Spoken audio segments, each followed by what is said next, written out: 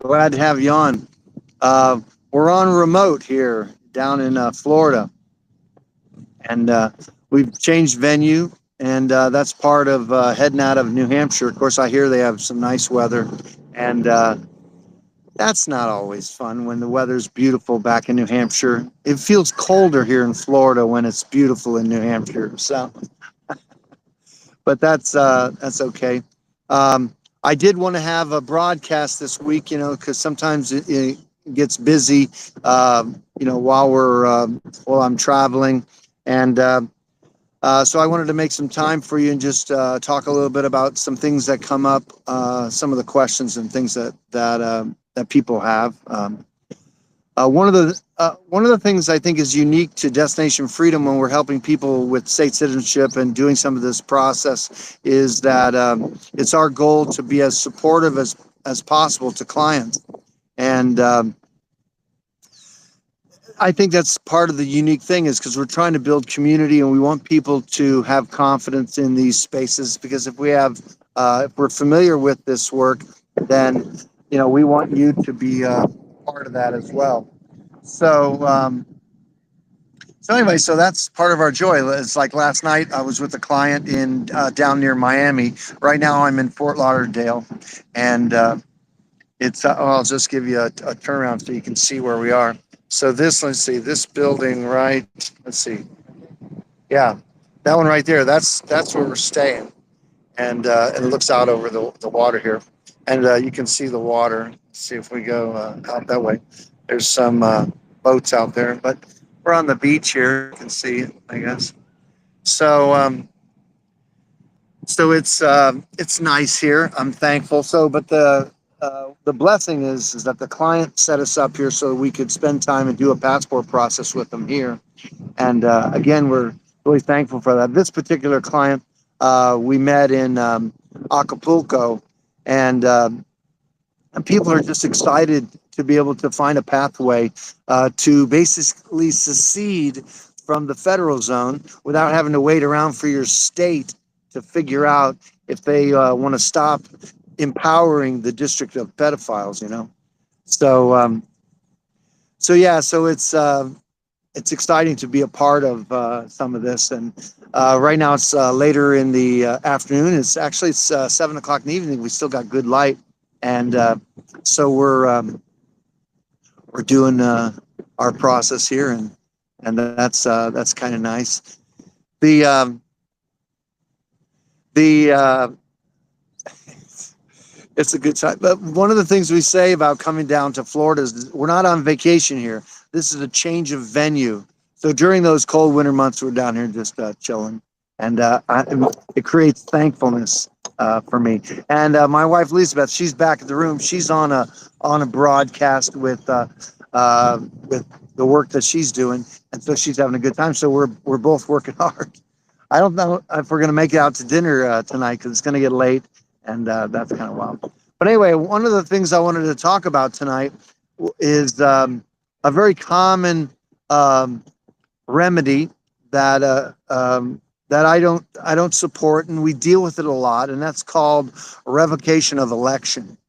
And I want to talk about some of the downfalls to that, and our particular email that we sent out. It says, dealing with the revocation of election and other fantasies, because as many of you know, I'm not a big straw man fan, and the reason is because some of the instruction that I got when I was mentored in these spaces is I was taught that if you assert something to be true, then you have to prove it. Nobody has to disprove your nonsense, okay? If you're alleging something to be true, you're the one that has to prove it. And if you can't prove it, then like my teacher would say, shut up, And so it's like, wow. So I had to take a look and see what I believed in this freedom space and if I could back it up with facts and evidence. So revocation of election is one of those things. And again, when you're using the word election or that choice, You can't revoke election that never occurred. Okay, there was no election or where people are given a choice between state and federal citizen. And the thing about it is revocation of election is, what are we revoking? What is the election? Because in this revocation election, we're not making a choice between state and federal citizenship. Is it the election to file and pay income taxes? And the truth of the matter is that all U.S. citizens, regardless of where they live, and resident aliens have an obligation to file and pay federal income taxes.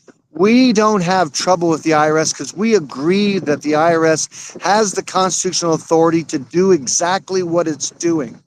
The federal government has, as it says in the Constitution, Article 1, Section 8, Clause 17, gives the federal government exclusive legislative authority in all cases whatsoever. That's pretty damn broad. And the federal income tax is in that category. Title 26 of the federal codes governs federal citizens and resident aliens and gives them income tax. And the federal government has established that the 16th Amendment, despite evidence, if you will, which I've read, that it was never properly ratified. And I believe there's other amendments to the Constitution that have never been properly ratified. And people don't really care about whether the Constitution is valid or not, or whatever it is. What are you going to do about it? Nothing. Because when your government has force, there's not much you're going to do about it. And when you have elections as corrupt as we do in America, it's not likely you're going to, have your elected government securing liberty and freedom or, securing your rights. It's not likely. But regardless, the revocation of election, the way that people play it out is it's like you're choosing not to pay taxes. Okay. I just want you to know there's no remedy in the federal tax code, that would be Title 26, that allows people to not file or pay income taxes. Because why would they have that in the code of just not filing? Here's where it shows up for a lot of people, and certainly not everyone. And listen, we've had a number of clients that have done that. And listen, some people have done it and then they stop paying taxes. Many people, if they're employed, the employer will get this paperwork, or the IRS will deal with it, or what have you, and they'll stop paying taxes. At the same time that they stop paying taxes, they're still paying Social Security. They're still withholding and all that. That's all. They still have a W-4 form. So you see, it's not a simple, I'm just paying taxes. Our processes are not about taxes. Not having an income tax liability is a benefit of not being in the federal zone.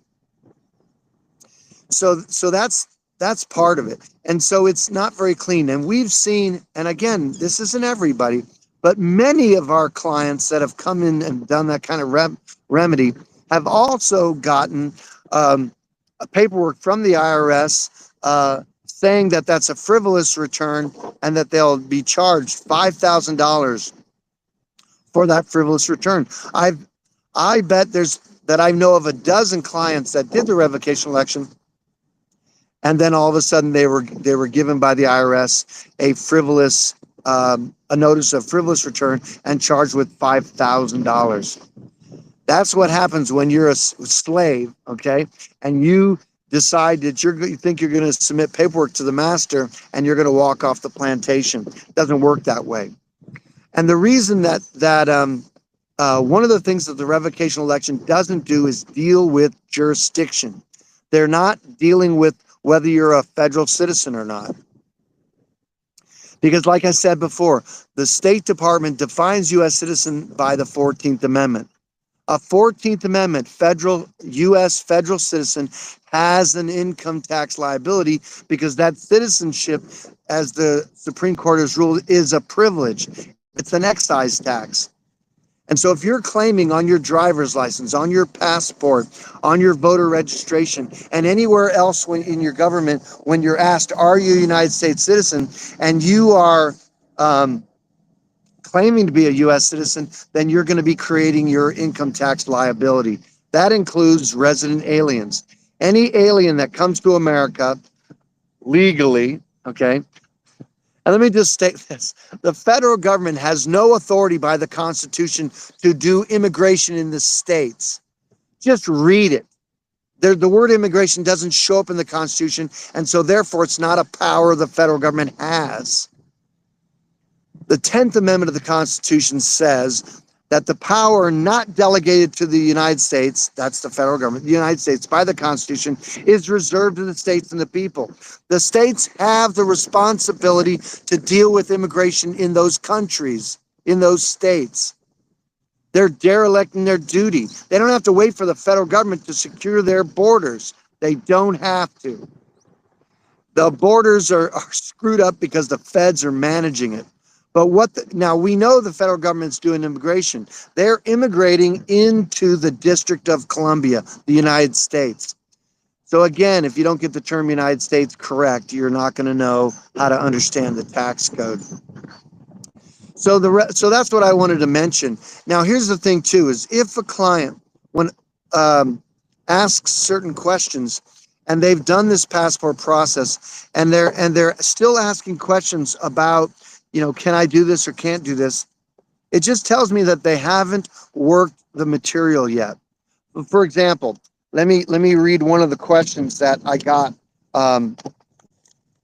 Okay, and I won't say who the question's from, but anyway. But it says, listen to this. It says, and this is a client that did the passport workshop. Now, in order to do the passport workshop, you have to take the state citizenship class. Now, the more I look at the state citizenship class, and I should say, the more I teach the state citizenship class live, I'm surprised. I'm surprised that at the subject matter that I handle in the class, it's really quite helpful. And so that's why I recommend people to take the class again and again, so that they will work the material so that they can understand jurisdiction. This isn't about whether you pay taxes. I can't tell you how many times I've said to people, it's more important that you know who has an income tax liability than that you believe you don't have one. I also ask this question often, and you can ask it of yourself if you want. Yeah, I ask people that are like, I've been doing this stuff for 15, 20 years, and I'll just ask them, I'll say, do you believe the federal income tax is constitutional?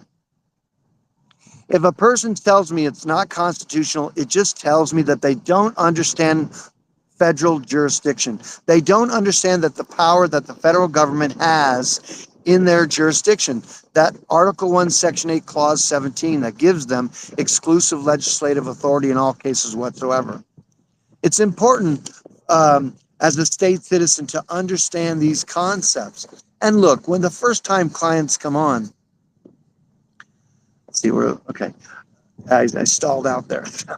But the first time clients come in that first year, and I'll call them freshman clients, in which they're everything's kind of new for them.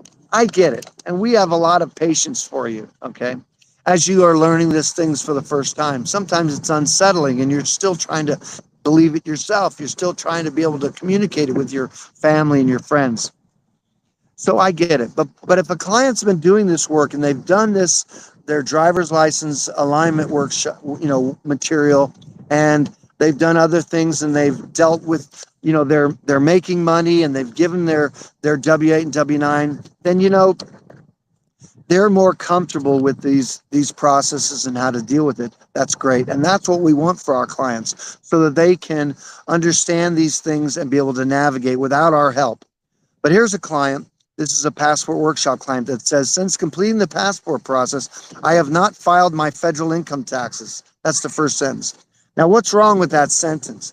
Here's a client who doesn't have an income tax liability, and the guy's still calling it my federal taxes. That's someone who doesn't understand his material. It says, I've recently received IRS notice CP 518, I'll have to look that up, since asking me to file my 2023 return or file form 15103, blah, blah, blah. I'd like to know how I should respond to this letter or request. Now, he's saying that he did his work 2 years ago, and he doesn't understand how to deal with IRS. Now, I feel passionate about that because I feel I've dropped the ball. Because I have not communicated. I have allowed people to do their own passport workshop work. Maybe I should stop that. Many people they think that it's a lot of money when we give, when we give all that we have to our clients in the passport process, and we charge the money that we do for the full passport process. And some people think I should give away the work that I do and the work that I've developed. And that's what some people believe. And I always ask them, what do you do for a living that you give away? I mean, the cable guy isn't giving away cable for nothing. It costs money. But anyway, we're compassionate about people affording our work. And so we've offered the passport workshop where they could do their own documents and do their own paperwork. But I don't really, many times people will come in and will take the class, will do the passport process, and I won't know who they are. And so it bothers me that this is a person who doesn't know the answer to this question. There's a breakdown. He doesn't. And so I have to reach out to them and help them navigate this space because I care. But I want you to understand that it's important for you to understand the material and are able to navigate the space without any help. Now, if I was in it for the money, which I'm not, I'm doing this far too long to be in it for the money. I wouldn't care. I was just like, okay, we're just making money. This is the guy's own problems. But I care about how these people are doing and whether they're successful or not, or whether the IRS isn't bothering them. And there's an easy remedy for this. Okay. And I'm not quick to broadcast this. Why am I? Because you may be watching this broadcast and you may not be a client. You may be still in federal jurisdiction and be a federal citizen and think that you can do these remedies while being a federal citizen. The IRS in IRS publications will say that a taxpayer cannot claim to be a state citizen. Okay? A taxpayer is one who owes an internal revenue tax. That's what the tax code says. If you're a taxpayer, you can't claim state citizenship. You can't say that the income tax doesn't apply to you because you're not employed by the government or whatever it is. You can read it. The IRS will tell you. Taxpayers can't say that. And if you're a taxpayer, you have to file and pay. So how do you not be a taxpayer? What is that? That's why we deal with citizenship and we deal with the State Department and make those changes. If you don't make those changes, then you're going to have, just by your own testimony, you're going to have a tax liability. That's not a good thing. So I wanted to mention that. And then let's see, I got another question. Oh, here's someone, it's not a client that reached out. And they said, hi, Christopher, my husband and I are seeking to become state citizens as well as work towards the process of tax debt. I'm not sure what that means. I was looking at your class and not sure which course would be the best option for the removal of tax debt. What I'm making up that they mean is that they owe back taxes and they want to know how to deal with that or navigate that. And so we do that with clients once we do the process. If this client has more than $50,000 worth of income tax liability and that they have a levy or a lien and those types of things, there are certain qualifications that are written in Title 26, 2714 AF that says that if there's a certification created, then they won't be able to get a passport because IRS will have written to the State Department saying that they have an outstanding debt. So if that's the case, then they'll have to deal with the IRS directly before they do their passport process. And we have some clients that have done that. And, that's worked out pretty well. And so anyway, then says, we were both born in the United States. born United States citizens. Again, I don't know what that is. That's just one of those things, and we'll have to clarify that. And they're not aliens. Well, that makes it simple there. Any suggestion which course of action would be greatly appreciated. And truly, what I recommend is that if you're doing these process, one of the best places to begin um, is by taking the state citizenship class. That class, it's called State versus Federal Citizenship: The Unknown Choice, and that's a foundational class. It's going to tell you who has an income tax liability. In that class, you're going to be able to determine if you're a federal citizen or whether you are or not, whether you have an income tax liability. So that's what you have to determine first, and nobody else can determine whether you have an income tax liability or not. You're the only one that that can make that determination. Once you do, then you'll be able to determine whether you have to file or not. And there's a difficult process for some people, and that is, do I stop filing and then make my claim that I've never owed an income tax, or do I pay and leave the plantation, if you will, clear and clean? So, and again, that's not something that I am going to choose for you. That's just something that you have to make a decision for yourself. The one of the, I had to make that choice years ago. I'm glad with the choice I made. It would have been much easier for me to just pay the $600 that I owed them, and just walk away. It would have been a lot easier. But I wouldn't have learned the things that I learned about that. It's the IRS never takes your money. They always get a third party to give them your money. Your recourse for that is to sue the third party. And that's perfect for IRS. They're not involved. And the defense of the third party is, hey, I'm just doing what the IRS is telling me to do. What an amazing, amazing dynamic that is. And that happens every day, all the time. So, so yeah, that's what that plays out that way. And it's pretty wild. But another thing that's really common, and is like I said earlier about the straw man. There are people that believe that if you have a birth certificate, that somehow you are. That's what is how your parents have sold you into slavery. And then they get into saying that because you have a particular font, a capital letters, yeah, that'll do it to you every time. It's like, you get thrown into prison and you're sitting there and there's a guy next to you. He's all beat up and, he's been taken against his will. And you say to him, hey, what happened to you? He said, well, I was minding my own business, living my life. And this tyrannical government came in, they captured and killed my family, and they brought me in here, beat me up, and I'm suffering my loss for my freedom and all that stuff. It's like, I said, man, that's terrible. That's terrible. This is a bad government. And he says, what happened to you? You don't look like they beat you up at all. Oh, capital letters, man. Capital letters on my birth certificate. That's what it was. I just have these capital letters and they write me letters and it's capital letters. And that's how I'm in prison because of capital letters. That's the straw man is just that. It's a straw man. It's not real. If you're enslaved, you see, I start from a premise that you're free. Then you may go look at how you have some entanglements, and you're going to know which ones they are, because you signed them. Okay. Because as a baby, you don't sign anything. You don't sign up for Social Security. Nobody can contract you into slavery. Matter of fact, it's illegal.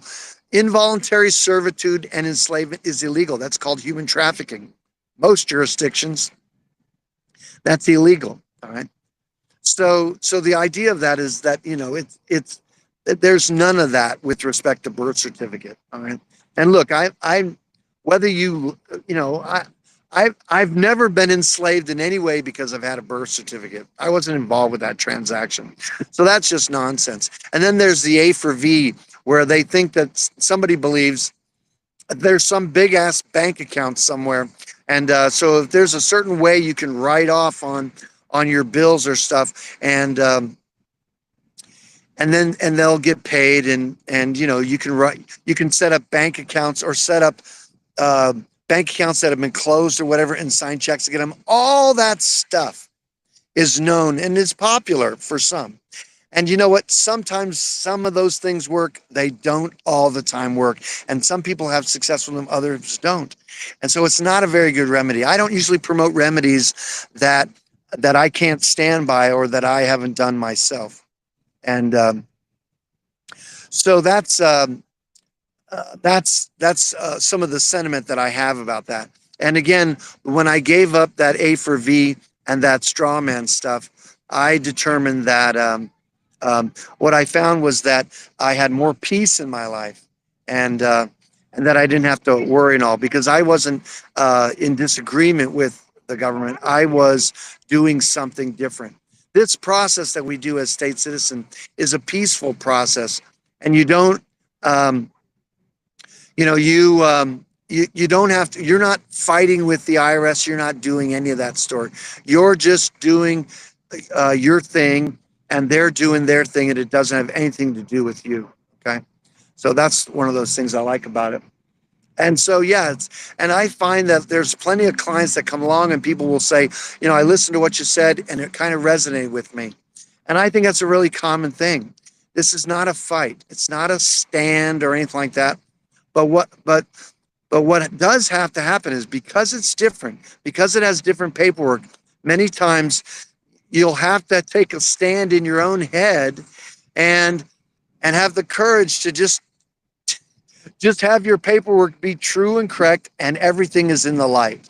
That's what has to happen. And sometimes that's uncomfortable for people because of the tradition of what they've done all along. So, you know, so that's what I want to say about the revocation of election. There is no election. It's not a very good remedy. So I don't recommend it. It's not necessary. And what it also is it's not what do they call it when our process is not expatriation. Okay, you're not buying in order to expatriate from being a federal citizen, you can buy your freedom. You just have to have all your taxes paid up before they'll allow you to expatriate. It's a privilege to expatriate, to come out of the federal zone that way. As a citizen of one of the states, the Constitution is the federal government's limitation on you. Okay, the federal government doesn't have those kind of limitations on their federal citizenship. Their president will order them around and have executive orders. Free men don't have elected men ordering them around. Okay. Now the president can order the executive branch around all day long, but he can't order free men around because we've never given him that authority. Okay. Again, to understand these things is to understand federal jurisdiction. And so that's an important concept to grasp, okay, the limits of the federal government. So Michael, Michael's my producer here. I just want to let you know I'm down to 88% on the phone. If it gets down closer towards 10% on the phone, I will call it a night, because I don't want to dump during the broadcast. So that's a cool thing, and I'll probably end up walking back. I did bring some tea with me, because sometimes it's a little breezy here. So I've got my tea in my jar, my canning jar. It's a Samuel Adams tea. Uh, they don't want you consuming any alcoholic beverages on the beach here, so that's why I'm stealthily drinking tea on the beach here. So, and they're shutting it down. The lifeguards are all gone home. I'm not going to create a ruckus or anything here. And so I'll end up walking back to the hotel before we call it out. I'll pretend like I'm Jeff and I'm doing my walkabout. Anyway, so Michael, let me see if I don't know if there's any way to see the questions. I'm not, if there, let's see if you can if you click on one or any of the questions that I can answer, I want to see if it'll come up on the screen for me to read. So I don't know if that's going to do that. Let me see. I'm on full screen. Let me see if I can. Oh, there he goes. I've dropped one. Okay, yeah. So I'm in a small screen now. Let's just see if it'll. Let me see. I'm going to push on some buttons here. We're not done this. Let's see. Mute speaker, contact support. No. I want to see if. Yeah. So do you see? Do you have a question? Is there any questions or no? Yeah, I have no idea how many people are live on YouTube or Facebook, but I'm going to. There are questions. Oh wait, there is a question, but let me see if I got. Let me see. Past notes behind the scenes. Nope, not going to do that. No, so I don't see that. So, well then, if you just come on, if it's okay, I'm going to start walking back, but because it's going to get dark out here, and I don't want to lose the light. But if you have a question come up, then just tell me what the question is, and I'll see if I can get an answer. Otherwise, we'll just see how it goes. If it gets noisy here, I'll apologize to you. There are some people around here, and there is some traffic, and I'll try to stay kind of close so you can hear me. Okay.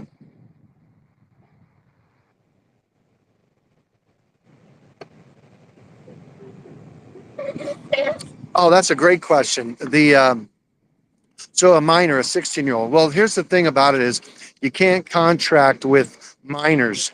So the parents have to do everything.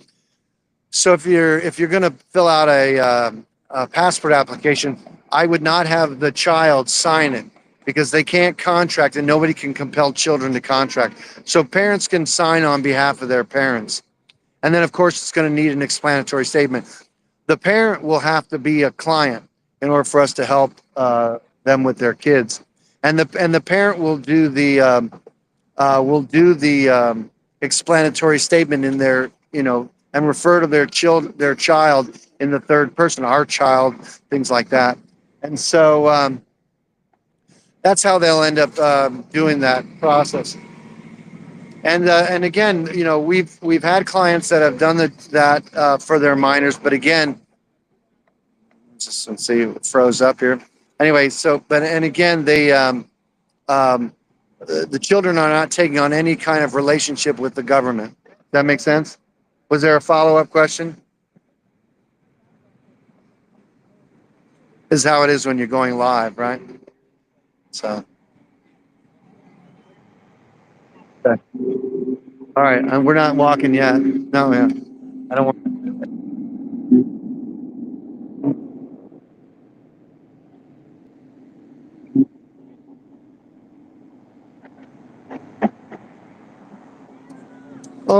Well, no. I mean the idea of that is that first of all, that explanatory statement for the passport is specifically for the passport. Now, there may be elements that are relevant to driver's license, of course, and yes, we have that. If you're dealing with social security numbers, things like that, then that's all true.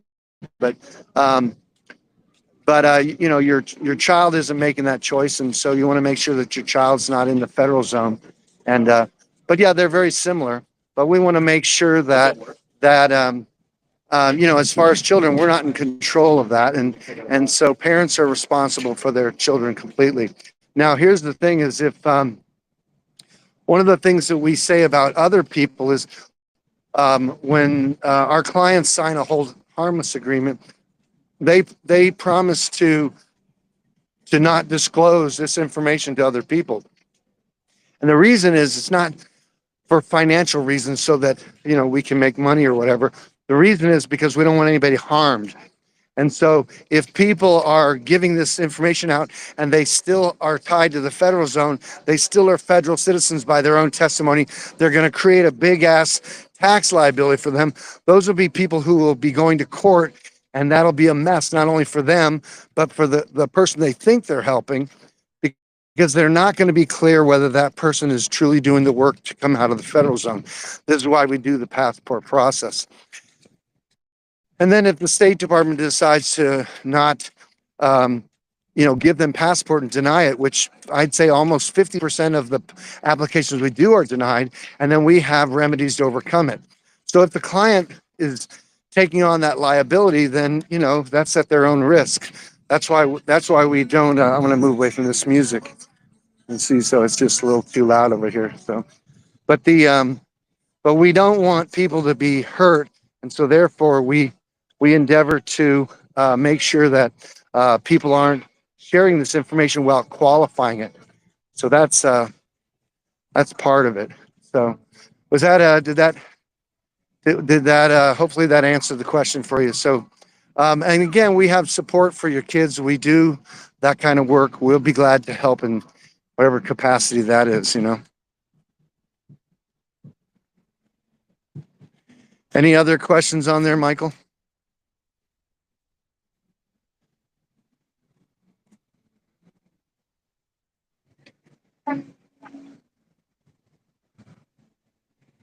No.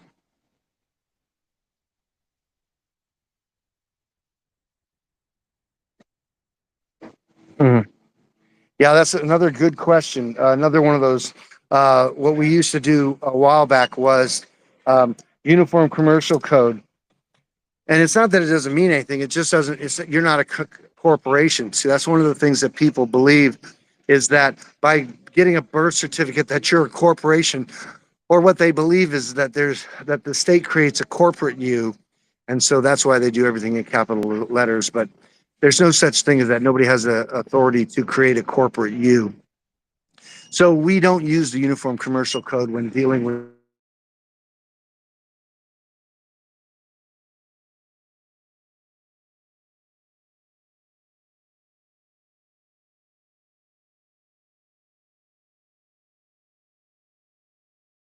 that. Oh, we got him up, man. Yeah, excuse me. So, was there another question?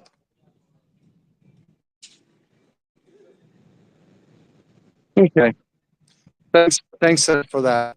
So we appreciate everybody that's been on tonight.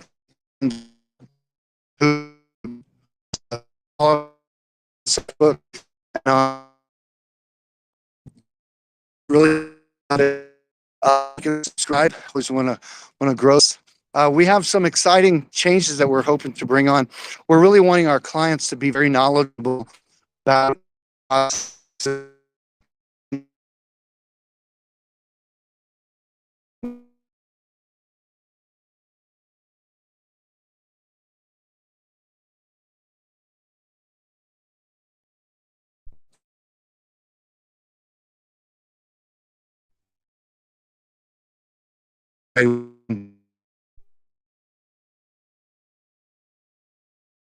Signal